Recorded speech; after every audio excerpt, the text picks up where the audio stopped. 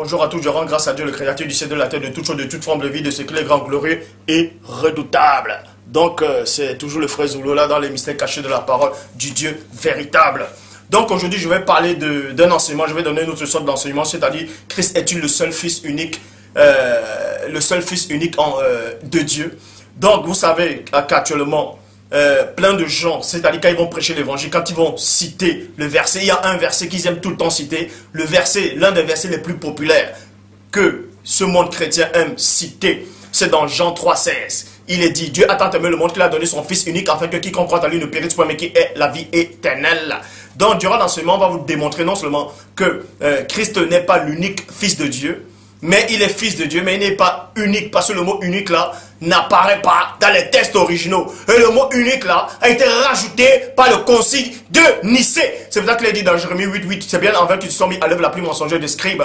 Donc, aujourd'hui, vous savez qu'il est dit dans Proverbe 19,2 que le manque de sens n'est bon pour personne. Et dans Proverbe 25,2, la gloire de Dieu est de cacher des choses et la gloire des rois est de sonder les choses. Et encore dans Deutéronome 29,29 que les choses cachées sont au Père et les choses révélées sont à vous, sont aux créatures, sont aux humains. Mais ce Dieu grand, glorieux et redoutable dit dans Jérémie 33,3, demande-moi, je te relèverai des choses cachées, des choses que tu ne sais pas. Et encore dans Matthieu 7,7, demandez, l'on vous donnera, frappons, vous ouvrira, cherchez, vous trouverez. Mais il aussi dit dans Jean 3,11, nous disons ce que nous savons et l'on rend témoignage de ce qu'on a vu. Et la personne du premier n'est dit dans Jean 8,32, vous connaîtrez la vérité et la vérité fera de vous des hommes libres. Donc vous allez être libérés aujourd'hui. Parce qu'aujourd'hui on va véritablement donner la bonne nourriture qui libère. Pour ça je vais dans Jean 3,16 qui dit, car Dieu a tant aimé le monde qu'il a donné son Fils unique. Et je vais dans la traduction King James française qui dit, le mot unique n'apparaît pas dans la traduction King James française. Le mot engendré apparaît, qui dit, c'est-à-dire, Dieu a tant aimé le monde qu'il a donné son seul Fils engendré. Son seul Fils engendré. Donc, traduction de King James française, a enlevé le mot unique, a juste donné son seul Fils engendré. Mais, c'est pas aussi une bonne version. Parce que le seul Fils engendré, c'est pas vrai. Dieu a engendré plein de fils. Je vais vous le démontrer avec l'Esprit de Dieu que les apôtres ont reçu dans Jean 20,22. Et dans la Bible de l'épée, il est dit son seul Fils engendré. Or, dans Ésaïe 9,5, il est dit, quand un enfant nous est né, un fils nous est donné. Pourquoi il n'est pas dit le Fils unique nous est donné? Mais un fils nous est donné. Quand on dit un fils, ça veut dire qu'il y a plusieurs fils. Mais ce fils-là, unique, c'est-à-dire ce fils-là qui a été donné, c'est-à-dire la personne du premier-né, la personne du Christ, a été donné parce que c'est lui qui devait remplir cette fonction-là du sacrifice. C'est ainsi. Vous voyez? C'est pour ça qu'il est dit dans la Bible du rabbinat français Zadot, un fils nous est accordé. Parce que Dieu a plusieurs fils qui ont été créés, qui ont été engendrés avant la création du monde, avant la création de l'univers, avant la création de votre réalité. Mais parmi ces fils-là, qui ont eu une existence avant les anges, les chérubins, les archanges, trône, dignité, domination, autorité, les ophanimes, avant les puissants esprits célestes. Ces fils de Dieu là existaient déjà dans le plan spirituel, dans le monde divin. Mais parmi ces fils là, il y avait le fils aîné que vous connaissez sous la personne du Christ. Mais il n'est pas unique. Parce que si on dit qu'il est le fils unique, Dieu n'aurait pas d'autres fils. Mais par contre, Dieu a d'autres fils. Donc on va donc vous révéler aujourd'hui, c'est qui les fils de Dieu. Parce que vous savez qu'il y a plein de versions qui disent que les anges sont fils de Dieu. Nous allons donc voir si les anges sont véritablement fils de Dieu. Moi, on sait qu'un fils de Dieu, c'est quoi? Pour vous donner le titre de fils de Dieu, il y a deux sortes de fils de Dieu. Les premiers fils de Dieu, c'est ceux qui sont nés fils de Dieu. Je parle bien dans le plan spirituel, parce que là, on va parler de deux plans. On va entrer dans deux dimensions. La dimension spirituelle et la dimension physique humaine. Premièrement, les tout premiers fils ont été engendrés dans le ciel divin, dans le monde spirituel. Eux là, ils sont de la race divine, c'est-à-dire de l'essence même du Père. C'est les vrais fils engendrés de Dieu. Tandis que les autres qui deviennent fils de Dieu, ils deviennent fils de Dieu parce qu'ils font la volonté de Dieu. Pour ça, on va aller dans tradition David Martin qui dit, car l'enfant nous est donné, virgule, le fils nous a été donné, et non le Fils unique, mais le Fils. Parce que ce Fils-là était spécial, qui devait remplir cette fonction, cette mission que le Père Tout-Puissant l'avait confiée. Celui de racheter les humains. Celui de vous racheter, de vous réconcilier avec le Tout-Puissant. Pour ça, je vais dans Hébreux, chapitre 1, verset 1 à 2, qui dit « Après avoir autrefois à plusieurs reprises, de plusieurs manières, parlé par les pères et les prophètes, Dieu dans les derniers temps nous a parlé par le Fils. » Vous voyez, dans la version Louis II 1910, il est dit « Dieu, dans ces derniers temps, nous a parlé par le Fils, virgule. » Quand vous lisez cette version, vous allez sûrement comprendre que quand on dit le Fils, il est le seul Fils unique. Non, il n'est pas le Fils unique. Il est Fils, mais pas unique. Parce que quand vous lisez dans la Bible de l'épée, il est dit son Fils, dont Dieu nous a parlé par son Fils dans les derniers temps. Bible en français courant, il est dit son Fils, traduction du mot nouveau, par le moyen d'un Fils, par le moyen d'un Fils. Et ça, c'est l'une des bonnes versions quand on dit le moyen d'un fils. Quand on dit d'un fils, ça veut dire qu'il y a plusieurs fils. C'est Dieu seul qui crée les mots, les langages dans Genèse 11, 7. Donc, pas le moyen d'un fils. Maintenant, vous allez sûrement dire, non, la Bible, traduction du mot nouveau, c'est la Bible des témoins de Jéhovah, c'est pas une bonne Bible. Bref, nous allons néanmoins aller dans la Bible Chouraki, qui dit aussi, par un fils. Par un fils. Donc, quand on dit un fils, ça dit qu'il y a plusieurs fils. Vous voyez, Dieu a choisi, parmi tous ces fils-là, il a choisi l'aîné. Et c'est le né qui est venu. C'est-à-dire, qui vous a racheté. C'est l'aîné de tous les fils du Père. Qui est venu sur cette terre. Qui a foulé son pied dans la dimension physique. Traduction œcuménique de la Bible Torah. On dit un fils. C'est-à-dire, Dieu nous a parlé. Dieu vous a parlé dans les derniers temps. Par l'intermédiaire d'un fils. Un fils. Vous voyez? Verset 6 d'Hébreux 1 dit ceci. Mais lorsqu'il introduisit le premier-né dans le monde, virgule. Donc vous apprenez ici dans Hébreux chapitre 1 verset 6 que lorsque le Père Tout-Puissant, dans sa divine puissance, a envoyé le Fils aîné. Vous voyez? Lorsqu'il introduisit de nouveau le premier-né, vous voyez, le premier-né dans le monde. Et dans la Bible Chouraki, il est dit, est encore, quand il introduit l'aîné. Vous voyez? Donc vous apprenez que Christ est l'aîné de tous les fils de Dieu. Il n'est pas le fils unique. Parce que quand on dit fils unique, c'est que Dieu n'aurait pas d'autres fils. Quand il est dit fils unique, Dieu n'aurait pas d'autres fils. Mais il est l'aîné. Christ est l'aîné. C'est pour ça qu'on dit le premier-né. Quand on dit le premier-né, il y a le deuxième-né, il y a le troisième-né, ainsi de suite. Je ferai une vidéo encore sur ça. Vous qui dites que la notion du deuxième-né n'existe pas, je vous exhorte de lire l'enfant prodigue, le fils prodigue. C'est un père qui avait deux fils. Est-ce que vous comprenez? Vous qui n'avez aucune base spirituelle, faites attention. Faites attention. Celui qui vient d'en haut est plus grand que celui qui est en bas. Donc, mais pour ça, durant l'enseignement, les écailles vont encore tomber. Donc, c'est pour ça que je l'ai dit dans le verset 6, il est dit, mais lorsqu'il introduit de nouveau le premier-né dans le monde, dans la Bible Chouraki, il est dit, est encore, quand il introduit l'aîné, donc Christ est l'aîné, il est l'aîné, vous voyez? Et un papa, c'est-à-dire, dans une maison, dans un royaume, quand le papa est là, et le fils aîné, c'est le fils aîné dans la famille royale, quand le roi doit partir, ou bien quand le roi donne l'héritage, tous doivent avoir l'héritage. Mais celui qui doit succéder le père, c'est le fils aîné. C'est comme ça, vous voyez? C'est comme ça. C'est pour ça qu'on dit que Christ est le roi des rois. Pourquoi on dit le roi des rois? C'est qui les autres rois? Vous avez peut-être dit le David, tous les rois ici. Là, on entre dans une dimension spirituelle. Donc, lorsqu'il introduit de nouveau l'aîné,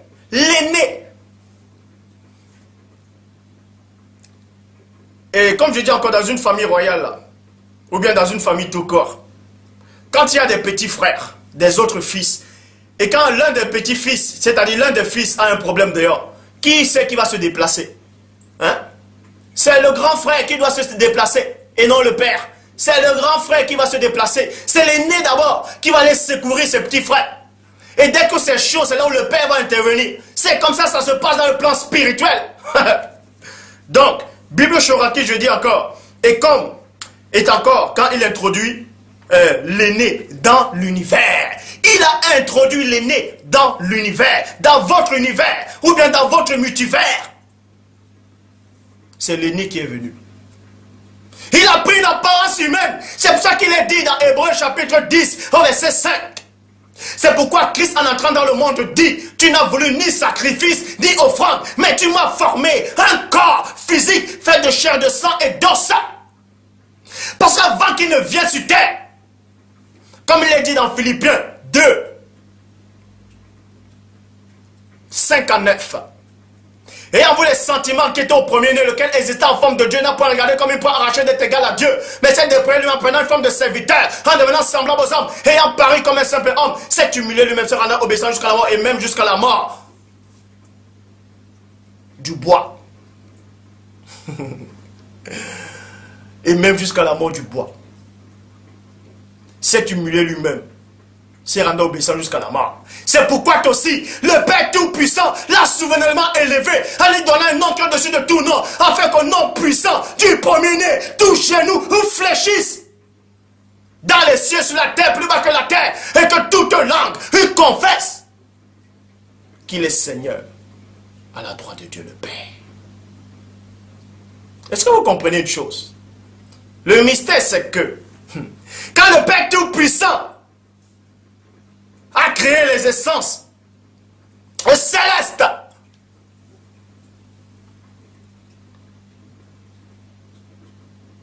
il les a donné chacun une mission.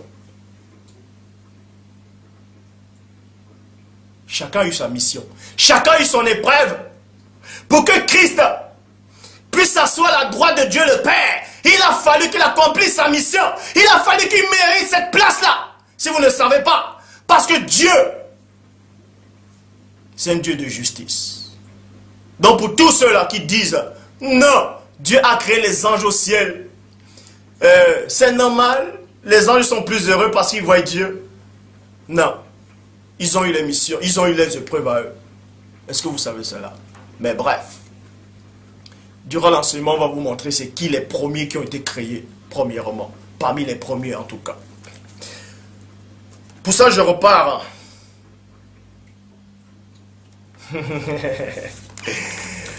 Pour ça, je repars dans Jean 8, 58, qui dit, Christ leur dit, 2 points, en vérité, je vous le dis, avant qu'Abraham fût, avant qu'Abraham soit venu à l'existence, j'ai été. Plein de gens maintenant vont lire ce verset et vont dire, non, Christ a dit, que avant qu'Abraham fût, je suis. Et parce que, soi-disant, l'ange du Père a s'est adressé à Moïse en disant, je suis, vous dites qu'il est Dieu le Père. Il n'est pas Dieu le Père. Il n'a jamais été Dieu le Père. Il ne sera jamais Dieu le Père. Mais néanmoins, Christ dit dans Jean 8, 58, en vérité, je vous le dis, avant qu'Abraham soit venu à l'existence, j'ai été.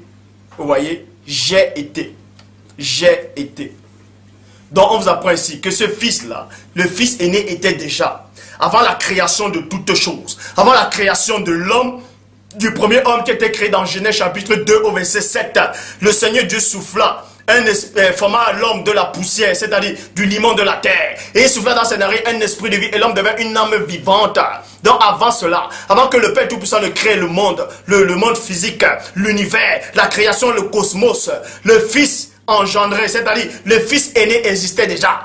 Mais pas seulement lui. Il y avait aussi les autres fils qui existaient aussi. Et eux aussi, ils ont assisté à la création du Père. C'est pour ça qu'il est dit dans Jean 17, 5. Et maintenant, Père, glorifie-moi auprès de toi-même.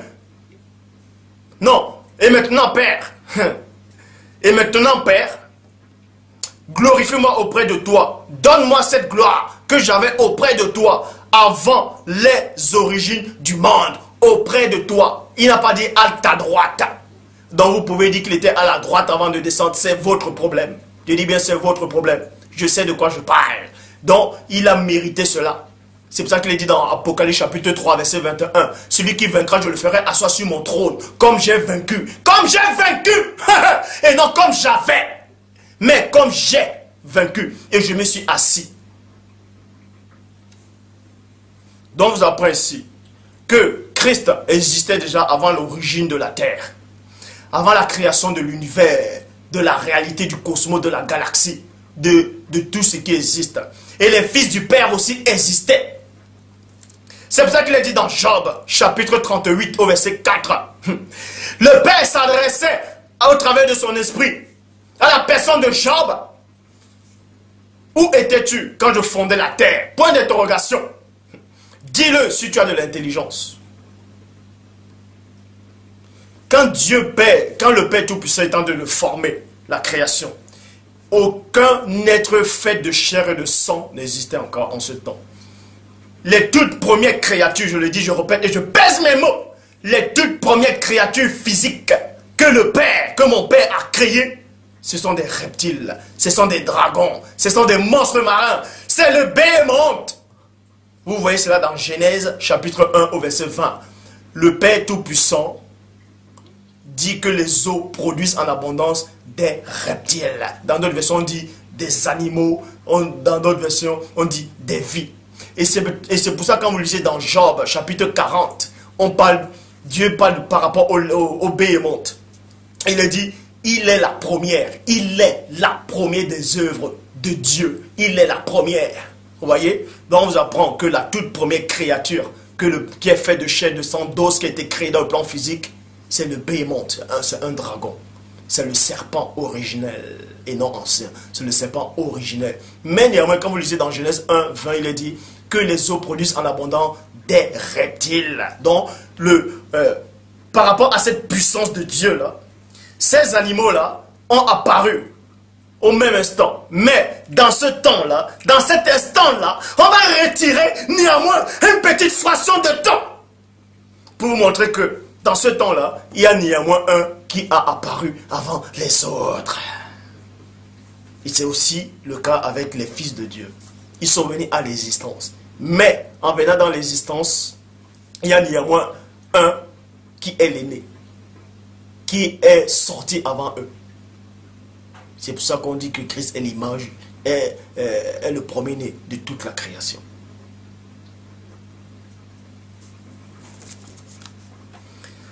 Donc, dans Job chapitre 38, verset 4, vous dit ici, où étais-tu quand je fondais la terre? Point d'interrogation, dis-le si tu as de l'intelligence. Point. Verset 5 à 7 dit, qui a fixé les dimensions, le sais-tu? Ou qui a étendu sur elle le cordon? Sur quoi ces bas sont-elles appuyées? Point d'interrogation. Ou qui a posé la pierre angulaire? Ou qui a posé la pierre angulaire? La révélation ici maintenant c'est quoi? Parce que Dieu dit dans Job 33, 14 il passe pendant tantôt d'une manière, tantôt d'une autre et l'on n'y prend point garde. Mais prenez néanmoins garde. Qui a posé la pierre angulaire? Alors, qui a posé la pierre angulaire? Alors que les étoiles du matin. Alors que les étoiles du matin. Ces étoiles-là, ce n'est pas les astres, c'est-à-dire les étoiles que vous voyez là, non. Parce qu'en ce temps, les étoiles n'existaient pas encore. Les étoiles ont eu naissance selon la Genèse. Dans Genèse chapitre 1, verset 14. Vous voyez?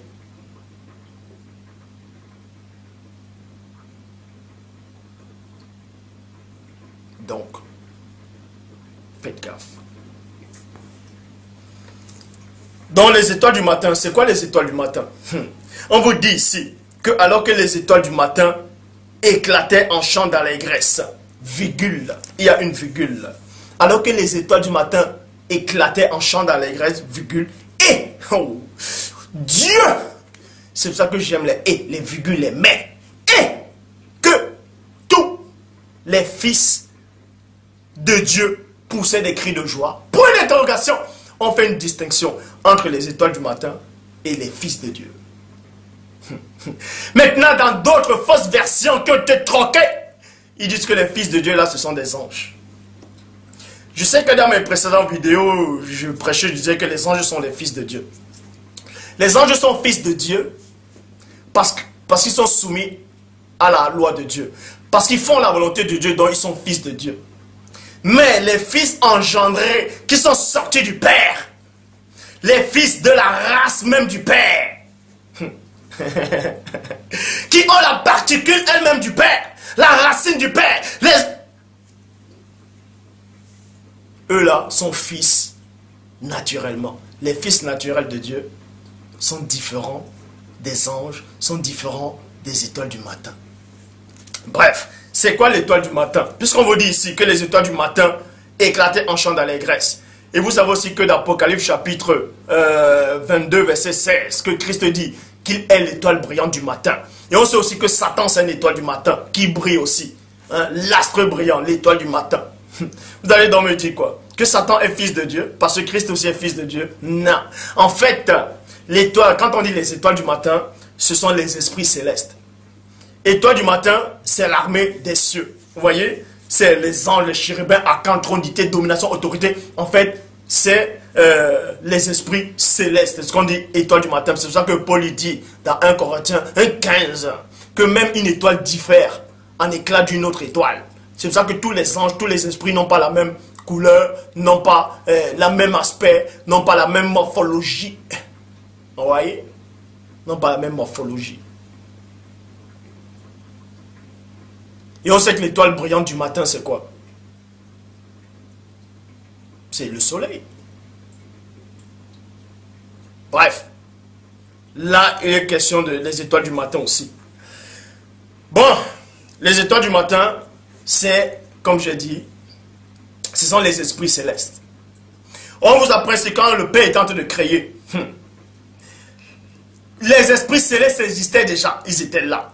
Les anges étaient là, les chérubins, les archanges, trône, dignité, domination, autorité, ophanime. Ils étaient tous là. Des myriades et des myriades et des myriades d'esprits célestes. Même les animaux spirituels célestes étaient là. Je sais de quoi je parle. Mais parmi eux, on y fait néanmoins une distinction. Et que tous les fils de Dieu poussaient des cris de joie, point d'interrogation, dont les fils de Dieu sont de pure nature de Dieu.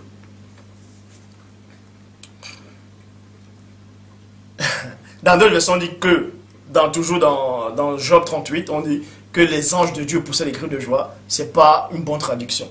On va plus entrer en profondeur.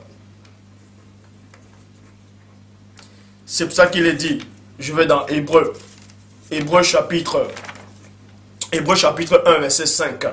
En effet, dans la Bible française courant, en effet, dans Hébreu chapitre 1 au verset 5, en effet, virgule, Dieu n'a jamais dit à l'un de ses anges, deux points, c'est toi qui es mon fils, à partir d'aujourd'hui, je suis ton père. Et il n'a jamais dit à propos d'un ange, deux points, je serai un père pour lui et il sera un fils pour moi. Vous voyez, on vous dit ici dans Hébreu chapitre 1 verset 5 que Dieu n'a jamais dit que l'ange c'est son fils, qu'il n'a jamais appelé les anges ses fils. En gros, on vous dit que les anges ne sont pas fils de Dieu. Ils sont fils de Dieu parce qu'ils font la volonté de Dieu. Vous voyez? Mais moi je parle des fils de Dieu originels. C'est pour ça qu'il est dit dans Jean chapitre 1 verset 11 à 12. Il est venu chez les saints et les saints ne l'ont point reçu, mais à tous ceux qui l'ont reçu, à ceux qui ont cru à son nom, il les a donné le pouvoir de devenir enfants de Dieu, de devenir fils de Dieu. On vous donne le pouvoir de devenir. Mais les vrais fils de Dieu sont déjà nés. Ils n'ont plus besoin du pouvoir pour devenir. Ils sont nés. Fils de Dieu. Et on vous dit ici que les anges, en fait, ne sont pas fils de Dieu.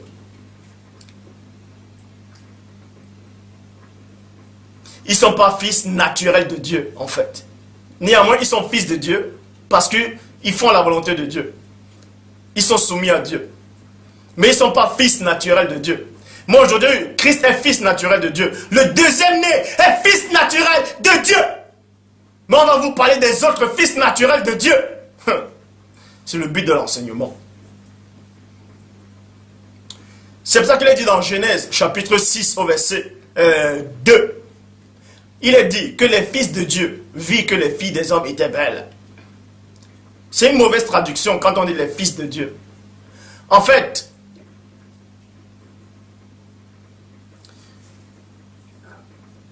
quand on dit les fils de Dieu, il y aura une confusion pour ceux qui ne comprennent pas. Certes, les anges sont fils de Dieu parce qu'ils sont soumis à la volonté de Dieu, parce qu'ils aiment Dieu, ils font la volonté de Dieu. Mais ils ne sont pas fils naturels de Dieu.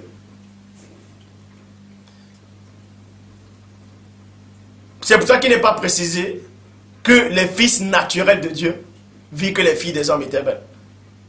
Mais plutôt, la bonne version dit, dans la Bible français courant, dans Genèse chapitre 6 au verset 1, les habitants du ciel, constatèrent que les filles étaient bien jolies et qu'elles en choisirent pour les épouser. Mais des gens qui n'ont aucune notion, aucune base, disent que les anges sont descendus. Ils étaient esprits, ils ont couché avec les femmes en tant qu'esprits. si vous ne le savez pas, vous restez tranquille. Les anges ont pris des corps humains, ils ont couché avec des femmes. Je le sais. Donc, dans la Bible français courant dit, les habitants du ciel constataient que les filles étaient bien jolies et qu'elles en choisissent pour épouse. Tradition, Fab Olivet dit, or, les êtres émanés d'Elohim, lui les dieux, influence spirituelle. Vous voyez, dans Job, chapitre 1, verset 6 dit, rappelez-vous, plutôt dans Jude, chapitre 1, verset 6, pour vous montrer que, en fait, dans Genèse, chapitre 6, au verset 2, ne sont pas les fils naturels de Dieu, mais plutôt les anges. Parce que si les anges sont fils naturels de Dieu, c'est que Christ aussi est un ange. Or, Christ ne c'est pas un ange. C'est pour faire la distinction. Quand on va aller dans Jude, chapitre 1, au verset 6, qui dit, rappelez-vous, là c'est dans la Bible français courant, rappelez-vous, les anges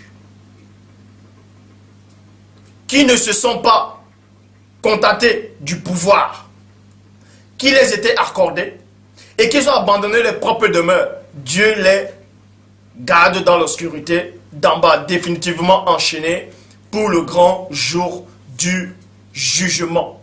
Vous voyez, Bible des peuples dit, il a agi de même avec les anges qui n'avaient pas fait honneur à leur propre rang et avaient abandonné leur place. Dans d'autres versions, on dit ils ont abandonné leur propre nature. Ça veut dire, abandonner leur propre nature, c'est quoi? C'est qu'ils sont devenus des hommes physiques. Ils ont pris l'apparence humaine. Donc, ils ont abandonné leur nature angélique. Ils ont pris l'apparence humaine. Ils ont couché avec les femmes.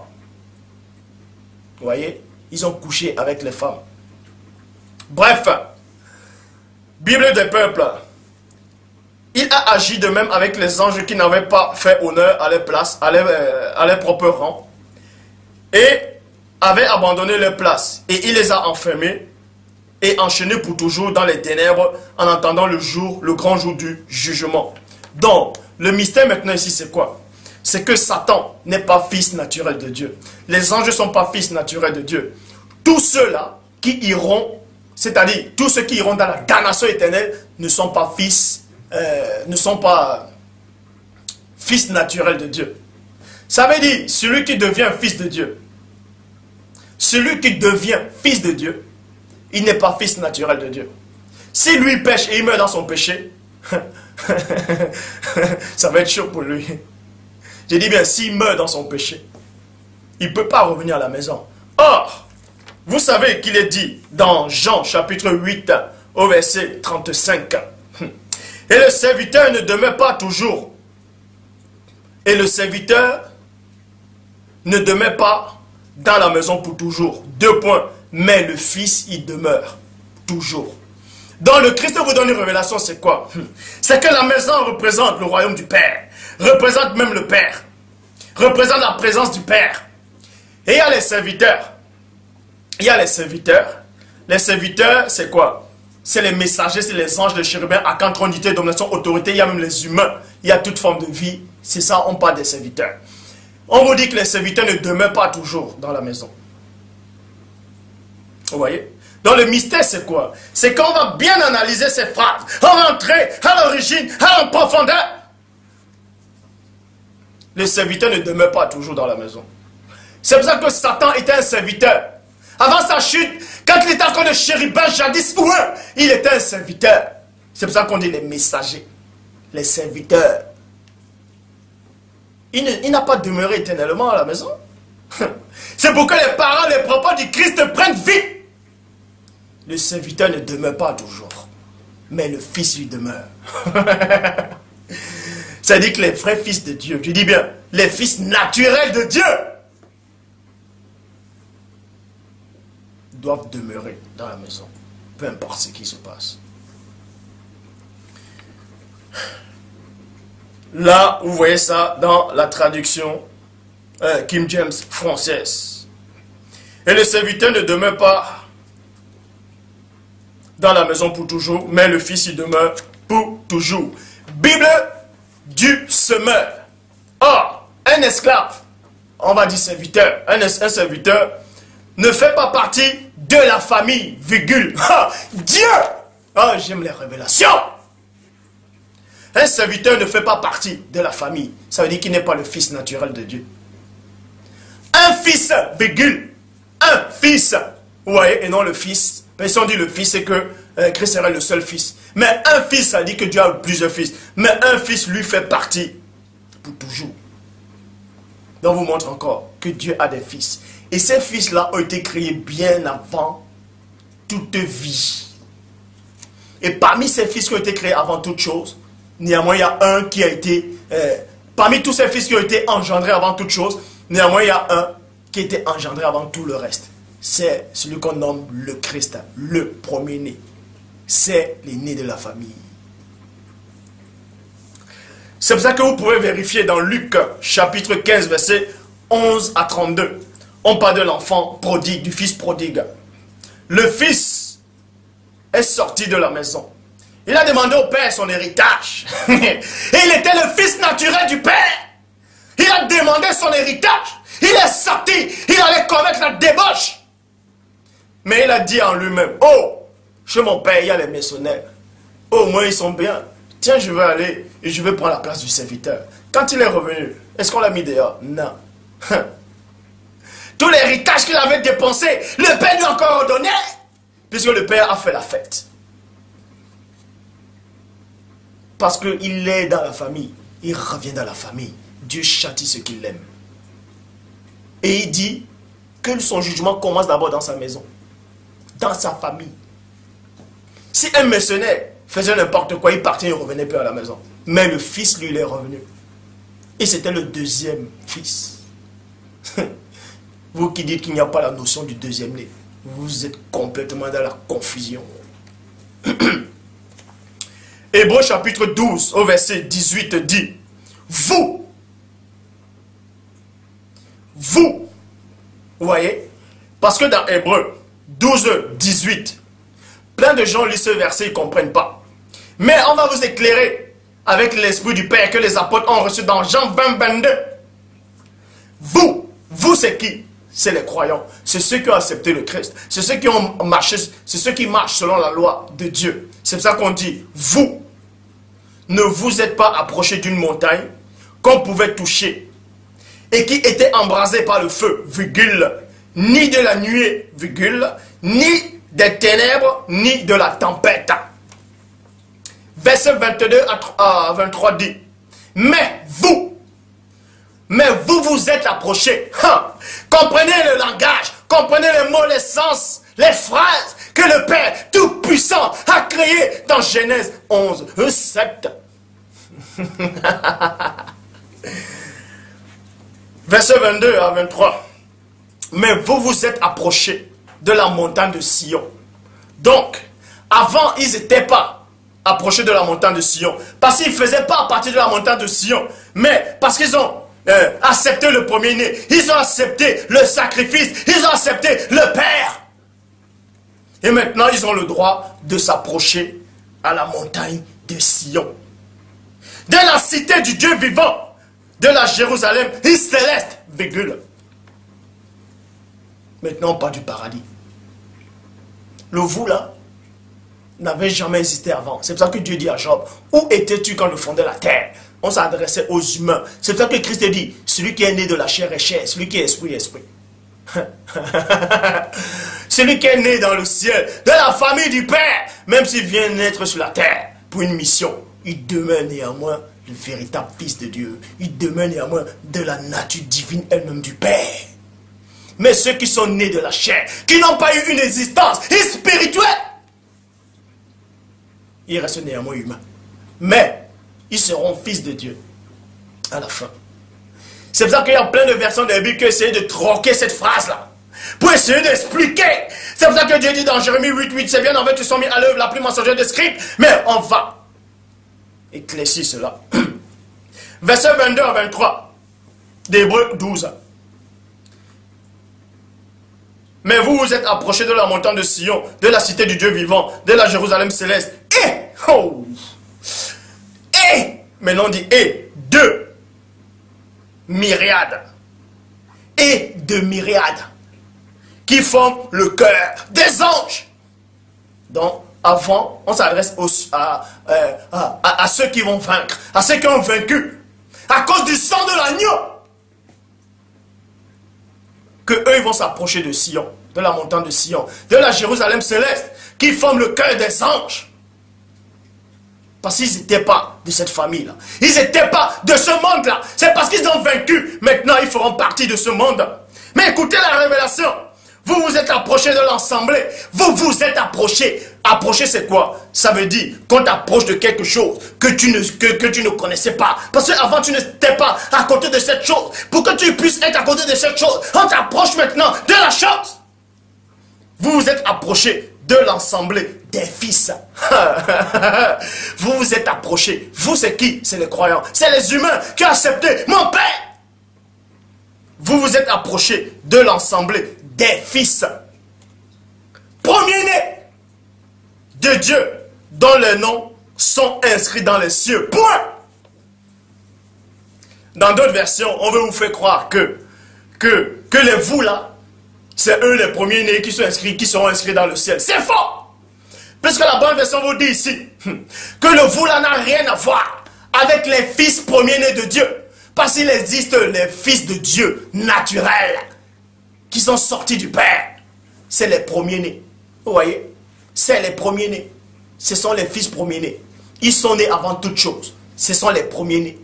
C'est pour ça que Dieu dit encore dans Genèse chapitre 1, verset 20, que les eaux produisent en abondance des reptiles.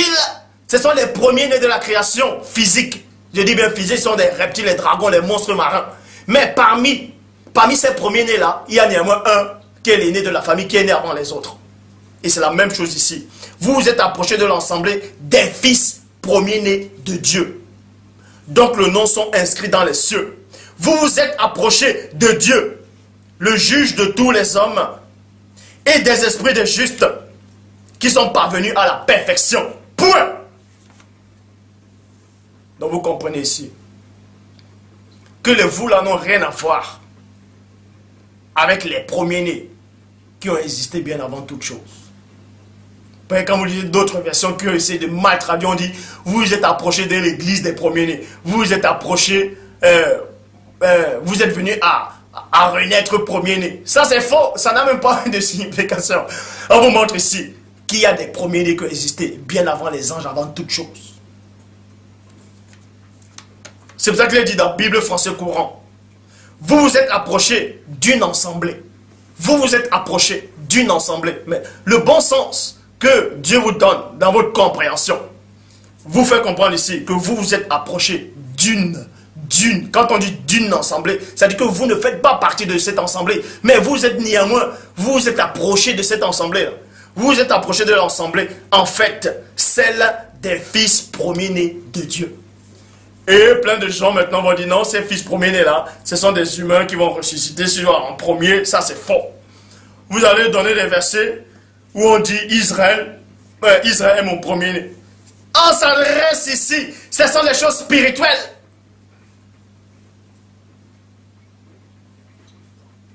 Ce sont les choses spirituelles.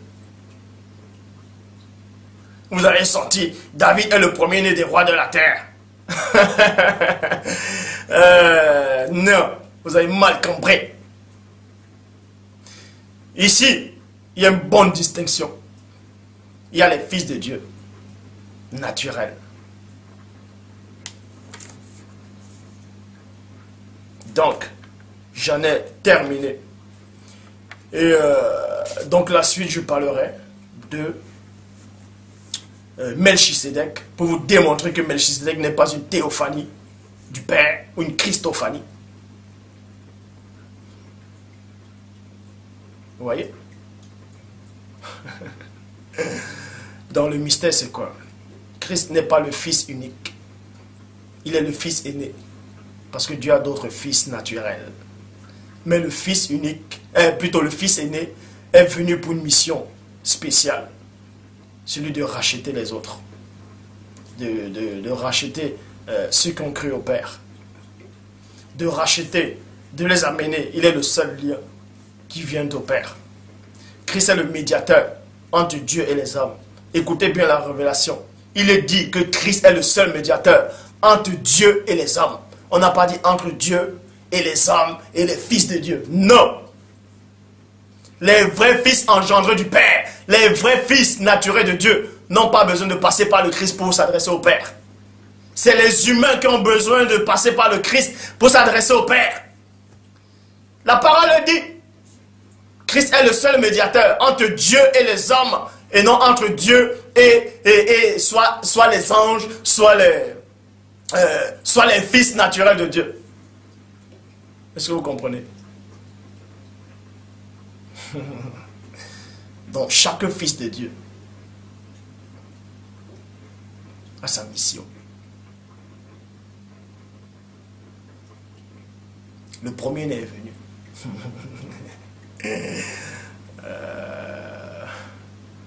Nous vivons un temps de confusion. Nous vivons un temps de confusion totale. Deutéronome 28, 28, le Seigneur Dieu te frappera de délire, d'aveuglement, de garement d'esprit. Vous allez tâtonner en plein jour.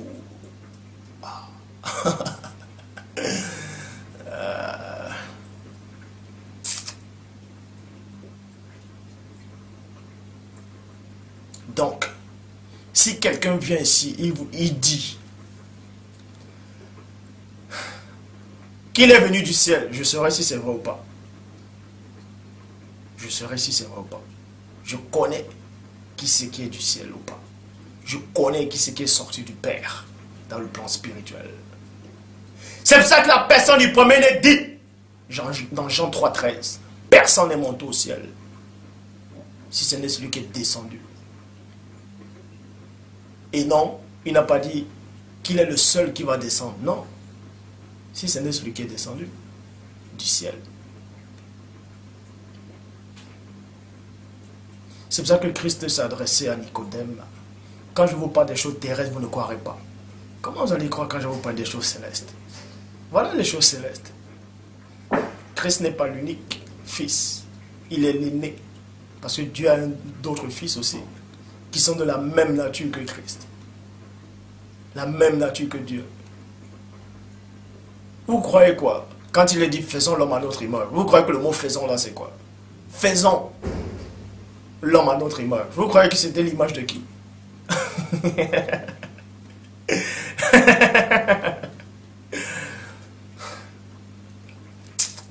Donc, les paroles que j'ai prononcées depuis que je fais des vidéos sur YouTube, Dieu m'a montré qu'il y a une brèche qui s'est ouverte. C'est pour ça qu'il y aura des fausses doctrines qui vont arriver bientôt. Il y aura des épreuves. Il y aura toutes sortes de doctrines bizarres, occultes. Mais le Père m'a envoyé pour déraciner les épines du malin. C'est pour ça que Satan dit à Christ pendant la tentation, si tu es fils de Dieu. Parce qu'il savait que Christ était fils de Dieu, l'un des fils de Dieu. Mais lui, il ne se considérait pas comme fils de Dieu. C'est pour ça qu'il a dit, si tu es fils de Dieu. Il aurait pu dire, s'il était fils de Dieu, il aurait pu dire, si tu es fils de Dieu comme moi. Ou bien, si tu es fils de Dieu comme moi j'ai été. Non. Mais je tiens à vous rassurer. Je tiens à vous rassurer. Il y a un seul sauveur. c'est le Christ. Il n'y en a pas deux. Il n'y en a pas deux. Peu importe ce qu'on vous dira. Même si l'un des fils naturels de Dieu vient, il vous dit, adorez-le, n'acceptez pas. Parce que Christ lui-même n'a jamais dit de sa bouche qu'il faut l'adorer. L'adoration ne revient qu'au Père, tout seul, point barre. Mais Christ, elle, est le seul médiateur entre Dieu et les humains. Christ est le seul chemin pour arriver vers le Père. C'est-à-dire le seul chemin par où les humains doivent passer. Les anges n'ont pas besoin de passer par ce chemin pour arriver vers le Père, ni les fils naturels de Dieu. Mais c'est les humains qui doivent passer par ce chemin, par cette vérité et par cette vie.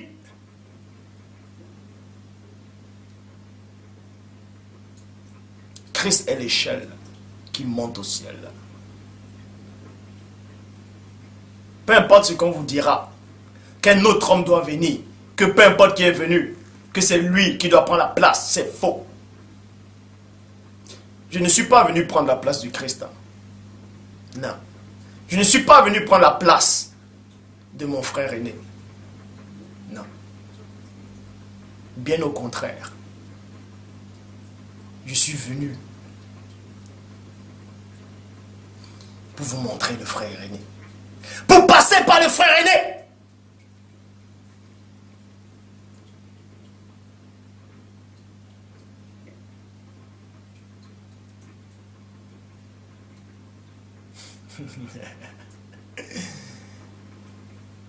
Donc, les prochaines vidéos, je parlerai de Melchisedec. Et vous verrez que Melchisedec a eu une naissance physique. Il était accouché par une femme. Parce que les fausses versions que tu troques vous disent que Melchisedec n'a ni commencement, ni fin, ni généalogie. Non, ça a été mal traduit. Point bas. La bonne version dit que l'Écriture ne parle pas de sa naissance. Ne pas parler de la naissance de quelqu'un, ça ne veut pas dire qu'il n'a jamais eu de naissance. Bref, que le Père Tout-Puissant soit glorifié. J'en ai terminé.